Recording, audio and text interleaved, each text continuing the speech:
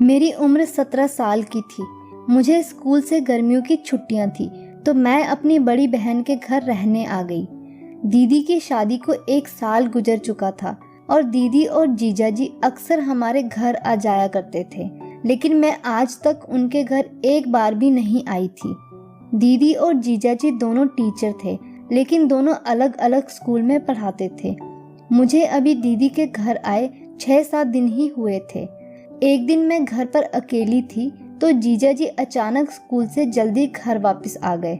मैं टीवी देख रही थी तो जीजाजी मेरे पास आकर बैठ गए और बातें करने लगे। पिछले 6-7 दिन में मैं जीजाजी के साथ काफ़ी फ्रेंडली हो गई थी। तब अचानक जीजाजी ने मुझसे पूछा कि क्या तुम किसी लड़के के साथ रिलेशनशिप में हो।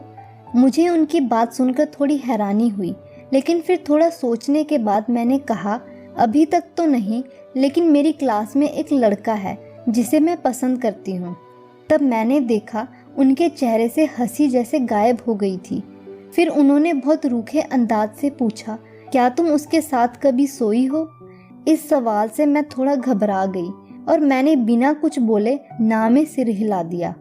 तब उन्होंने कहा, अब तुम भी जवान हो रही हो, इसलिए तुम्हें भी किसी लड़के के साथ की ज़रूरत महसूस होती होगी।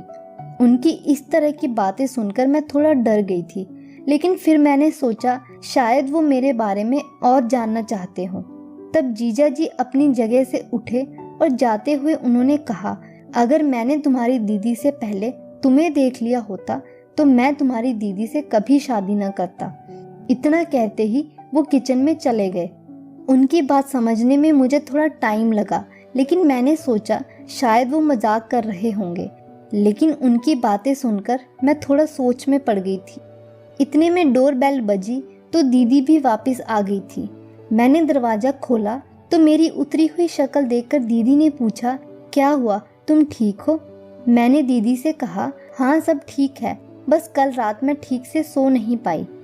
फिर कुछ दिन ऐसे ही गुजर गए और एक दिन जब मैं सुबह उठी तो मैंने देखा दीदी स्कूल के लिए निकल चुकी थी। मुझे लगा शायद जीजा जी भी चले गए होंगे, तो मैं किचन में जाकर अपने लिए चाय बनाने लगी। तभी अचानक जीजा जी मेरे पीछे से आए और कसकर मुझे पीछे से पकड़कर अपनी बाहों में ले लिया।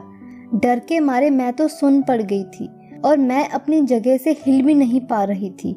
उन्होंने मेरे गले पर चूमना शुरू कर दिया और उनके हाथ ऊपर से लेकर नीचे तक मेरे बदन के हर हिस्से को छू रहे थे। तब मैंने गहरी सांस ली और अपने आप को संभाला और उन्हें पीछे की तरफ धक्का देकर अपने से दूर कर दिया। उन्होंने फिर से मेरे करीब आने की कोशिश की तो मैं जोर जोर से चिल्लाने लगी। उन्होंने अपने एक हाथ से मेरा मुंह बंद कर दिया और दूसरे हाथ से मेरे दोनों हाथ पकड़कर बोले, अगर तूने अपनी बहन को या किसी को भी इसके बारे में कुछ भी बताया तो मैं तुम्हारी बहन को तलाक दे दूंगा। मैं इस सब से काफ़ी डर गई थी। मैं दीदी का घर बर्बाद नहीं करना चाहती थी, इसलिए मैंने दीदी को इसके बारे में कुछ भी नहीं बताया। उस रात मैं ठीक से सो भी नहीं पाई। अगले दिन रात में मैं अपने कमरे में लेटी हुई थी, तभी मैंने देखा कोई दरवाज़ा खोलकर सीधा अंदर आकर मेरे साथ बेड पर लेट गया है।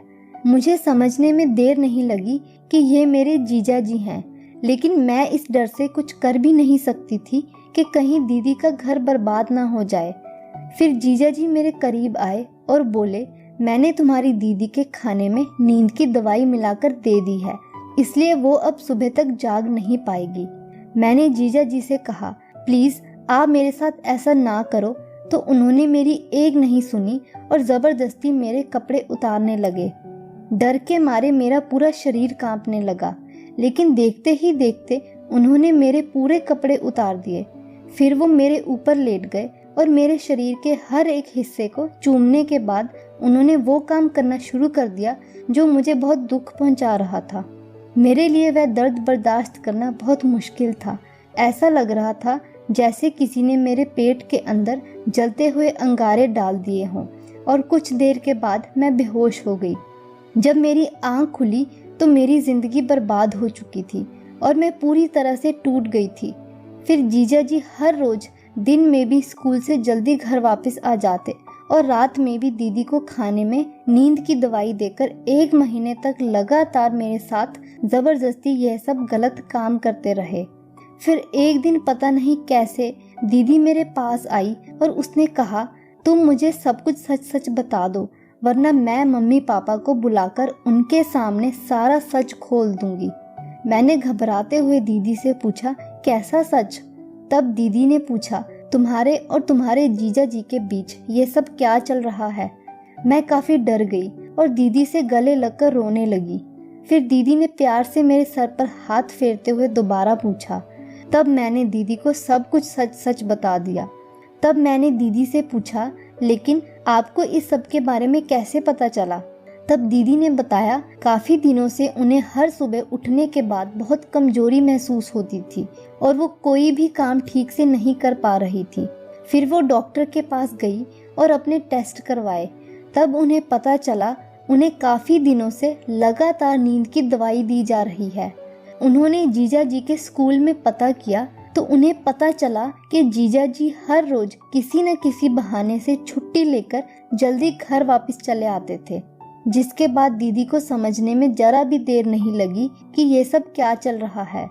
दीदी ने उसी वक्त पुलिस को बुला लिया और पुलिस जीजा जी को गिरफ्तार करके ले गई। जिसके बाद दीदी ने जीजा जी को तलाक दे दिया।